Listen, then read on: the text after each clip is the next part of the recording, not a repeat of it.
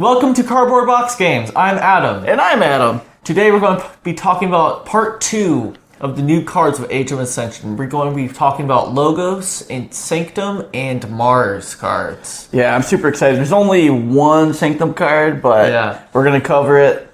So let's jump right into it.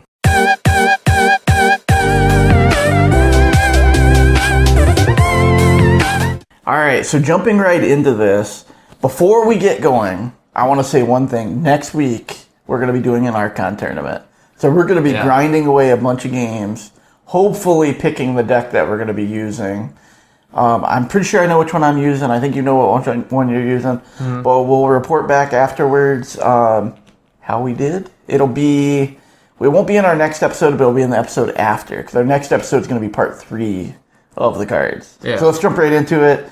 And the first card is a 2-power Logos creature. Okay. I actually really like the name of this one. It's called Archimedes. It is a cyborg beast, so it's a mechanical beast. Interesting. It's elusive, so it itself is elusive. It has no armor, and each of Archimedes' neighbors gain destroyed. Archive this creature. So let's go ahead and get right to it. We're going to jump into quicker ratings right away. So 1, 2, 3. All right, so Adam's really excited about that. He's a thumbs up, and I'm neutral on this card. So why don't you talk about... I'm just pretty excited to see that Logos cards are getting elusive, and that special ability he has to make the neighbors get archived. Yeah, and then you can send those creatures in to attack, and then you can archive them right away if they die. That's a good point, because if you can plan it out, like even if you put it... Oh, this is an interesting thing I didn't think of. Maybe they made them a little more excited about this. Okay. So let's say you've got a bunch of Logos creatures, okay? And you happen to have one Logos card in your hand, and it's this card. You play it on the flank. You attack in with the one card. And then it dies, and and then it moves over, and the other card gets that. And you start like just building this crazy like archive. Maybe I am a little more excited about that card. And the fact that it's elusive makes it a little bit harder to kill. Yeah, I think I'm changing my rating. I'm going to be thumbs up. We'll both be thumbs up on this one. We'll both be excited. Yeah. All right, next card is a action in Logos. It's called Binate Rupture. So Binate. It is play. Each player gains amber equal to the amber in their pool. And it has the alpha ability, which means you must play this card before anything else. So... best case scenario, you can gain 5 amber. Because if you had 6 amber, unless there's a way to modify the... best case scenario is you gain amber of 1 less whatever the key cost is currently. Worst case scenario is you gain 0 amber. I thought it doubles the amber. It does, but if you have 0 amber in your pool, you get 0. But if you have 5 amber in your pool, you get 10. You would go up to 10, so you'd be 5. You'd get an additional 5 amber, but you have to play it first. All right, how excited are you for this card? 1, 2, 3. We're both thumbs up on that card. I actually think that there are going to be ways to manipulate the game in such a way to make that super fun. There are going to be times it does nothing, and then I think you just have to discard it. Yeah. Or there might be times that you give your opponent 1 amber and you get 2 amber, but still that might be worth it. Well, we'll have to see. I'm excited about the idea of playing this card. I don't think it's necessarily strong. I just think it's going to be fun. All right. Next card is Igor, and this is a creature that is also a cyborg, a 2-power creature. When you play it, look at the top 3 cards of your deck, add 1 to your hand, and discard the others. All right, so let's jump right into this one. 1, 2, 3. So Adam is thumbs up, excited about it. I'm neutral on this card. And I guess, why are you excited about that card? Well, I like the idea how you can look through the new cards, what cards you're going to get, and then you can pick one and draw more cards, and then discard the rest in case you don't want those cards. It does. I mean, it does let you filter through, because especially if you're trying to get a certain card. Specific card, or another Logos card. I mean, it does have some value to it. Yeah, I don't know. I think it's a nice utility. Like, I think it's just going to be fun to go dig a little bit and get a card. But I think there's going to be times, this is just my thinking on it, that you're going to look at those 3 cards and you're going to want 2 of them really bad. And you're going to be like, I don't know. I might end up loving this card, and it's not a problem. But I just think I'm kind of like, I gotta play it to see. All right, so next card is another action in Logos called Standardized Testing. Play it, destroy each creature with the lowest power and each creature with the highest power. Let's go right into it. 1, 2, 3. We're both thumbs up on this one. We're both excited about this one. Why are you excited about this? Because I like the idea how it can change the board and destroy all the powerful creatures and all the lower creatures, so then it can mess with like low creatures like Shadow, and it can mess with high creatures like Brother Sanctum. So, I completely agree. So keep going. Do you have anything else? Nope, over to me? No, yeah. So I was thinking is like if you know you have this card in your hand, you could attack a little bit and get it to where all your creatures are in between the low and the high. Yeah. And when you're playing against Brobnar, like a lot of times they have a lot of 5s, and a lot of times 5 is the highest number. So it's each creature. So it would destroy all the 5s. And on Shadow, when you're playing against Shadows, it might destroy all the 1s, all the 2s. Like you could play this, and with a Logos deck, typically you're in the 3-ish to 4-ish range for a lot of your power. So you can manipulate the board to, I think, really make this card be a, like, 5-for-1, for example. I think you may have a potential to do that. You might lose a card in the process. Like, you might have one creature that dies. But I do think that card could be really good. All right. Next card is another action called Eureka. It is in Logos, and you get 1 amber for playing it. And it has alpha, so we got to remember that. Play it first. So you gain 2 amber, and you archive 2 random cards from your hand. All right. This is kind of interesting. 2 random cards. Yeah, so you would have to mix up your hand. 2 of those cards get put into your archive. I see. Okay. So, and this has got alpha. You get 1 amber for just playing it. And then gain 2 for And you playing. get 2 more when you actually play it. Okay. Which is weird. It is. So anyway, let's go. 1, 2, 3. So Adam is neutral on that. I'm actually thumbs up on this card. I just think, let's say a reason I'm thumbs up is you play it, you get an amber, and on the playability, you get 2 more amber. So the card gets you 3 amber. If you have a hand where you put this in a position where, like maybe you have a strong Logos board, and you have just this card in your hand, the fact that you could... alpha, though. Yeah. The fact, though, that you play this card first, and your other 5 cards are not Logos, you don't care about them. Oh. Or maybe one of them's Logos, you know what I mean? And you get 3 amber for playing it.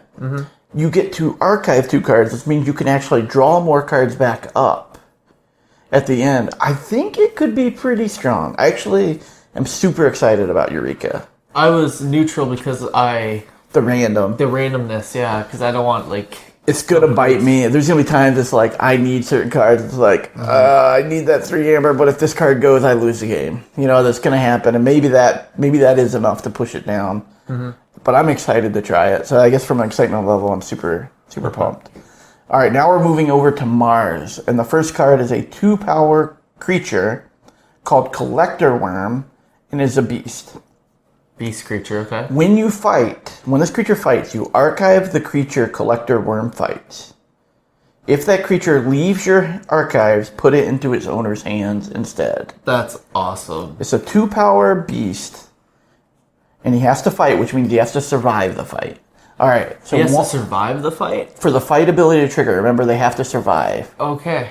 1, 2, 3. So Adam is thumbs down, and I am neutral on this one.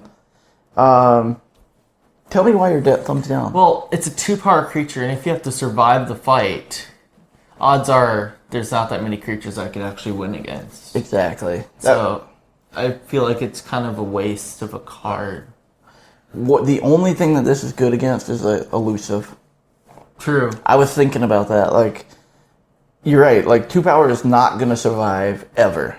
Like, there may be a 1-power creature it could kill, but honestly, it's not going to survive. So literally, the fight ability is only going to happen against elusive.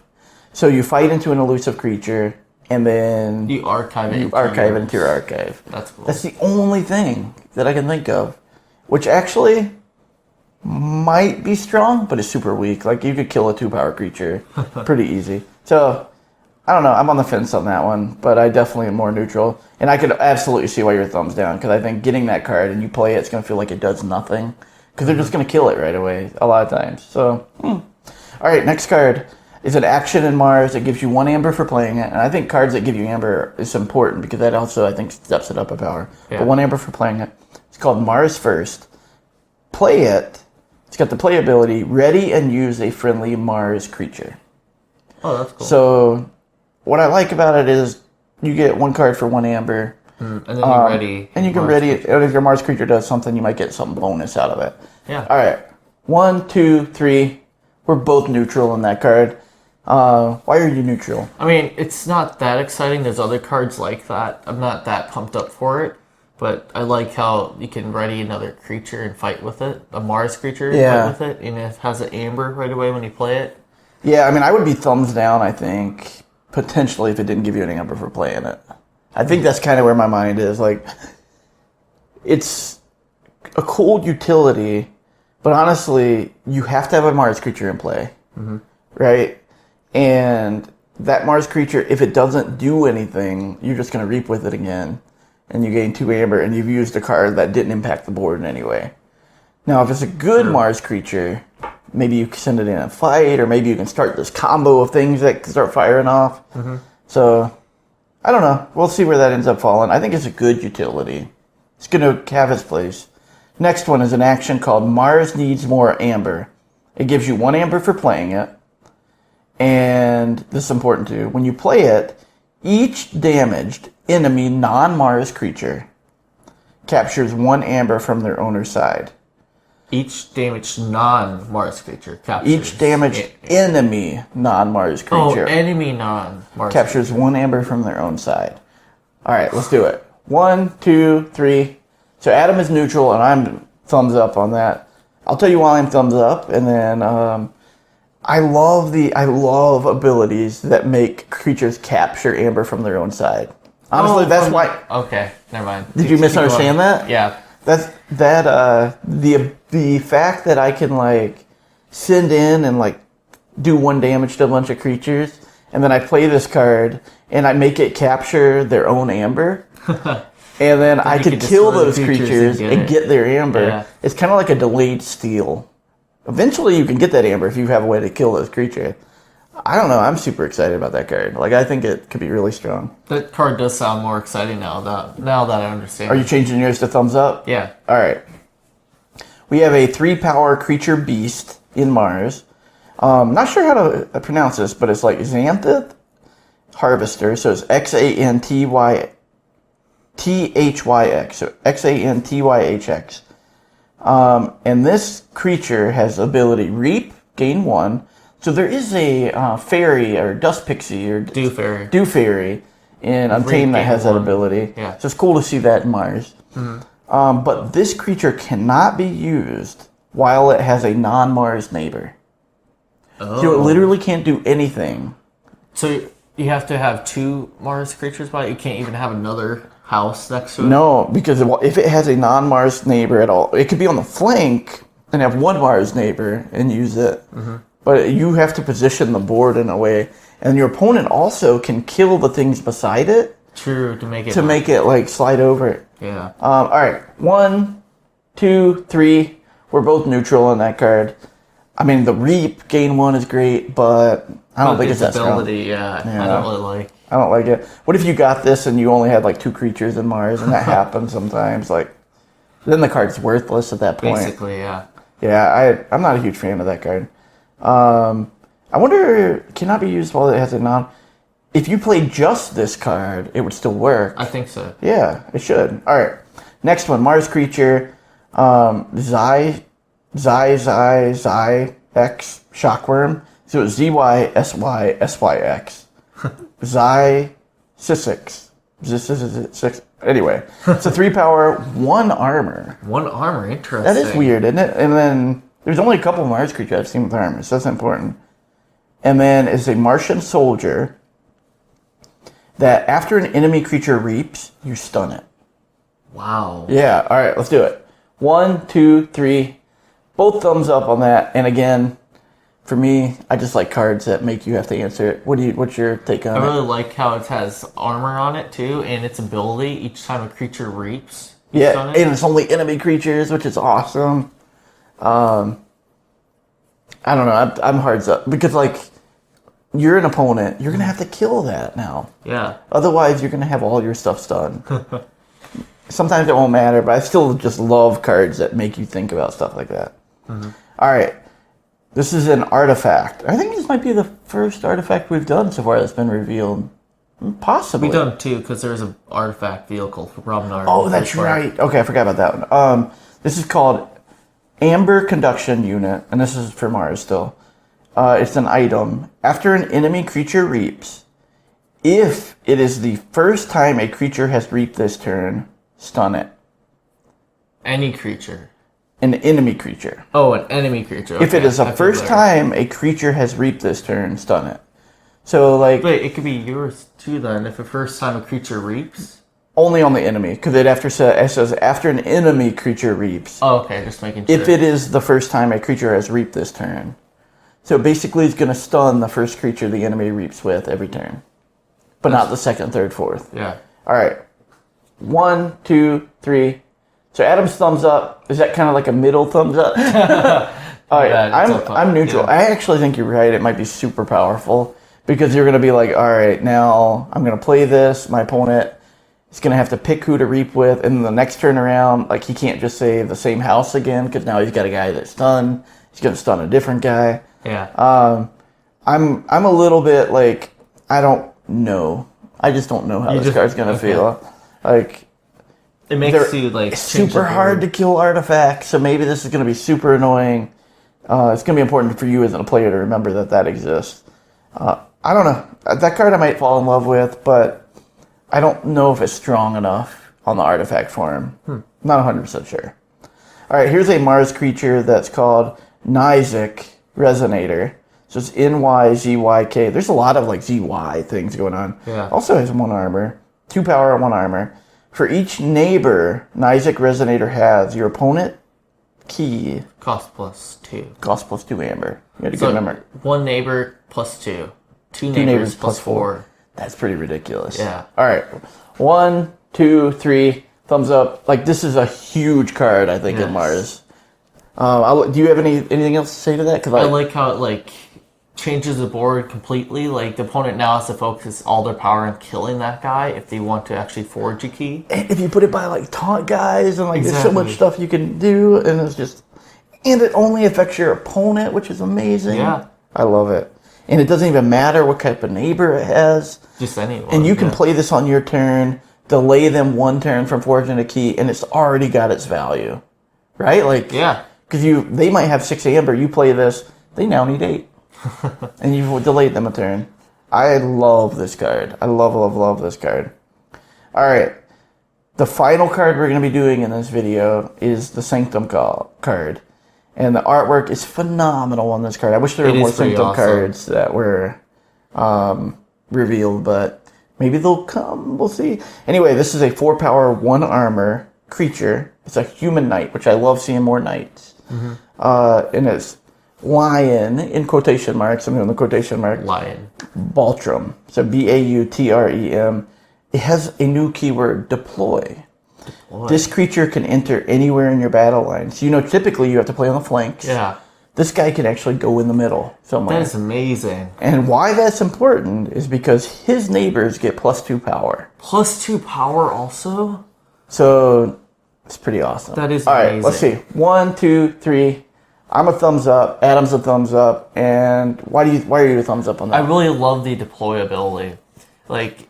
You can place it anywhere. That just changes the whole way you're thinking about placing your units and everything. It really does. And his ability, they gain +2 power. That's incredible. That's awesome to me. Because I'm looking at your board, right? And I'm thinking, all right, so I'm going to do this. And I'm trying to plan 2 or 3 turns ahead, thinking about, like, I don't know what's in your hand, but I'm thinking about the current board state and what could possibly be there. This card is going to change the way I think about that. Because it's like, all right, if I do 2 damage to these things now... Next turn, I'm going to pick this house, and I'm going to do 3 damage to everything else, and I'm going to destroy it. This card comes in, it changes all of that, and they just come in with these big beaters of creatures because they got +2 power. I think that's going to be awesome, and I'm looking forward to see what some more of the deploy cards are. All right, so that's it for this video. Part 3 is going to be in the works here shortly. Hopefully we can get that up in a couple days here. Till next time, please check back and keep gaming. Keep gaming.